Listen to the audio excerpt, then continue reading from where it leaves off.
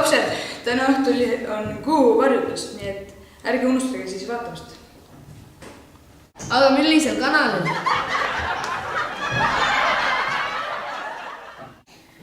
Tõuske ainult need püsti, kes arvavad, et nad on lollid.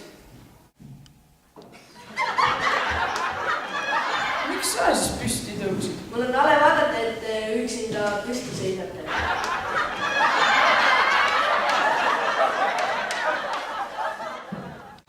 Kuidas sa järsku nii targaks oled saanud? Teie ei õpetate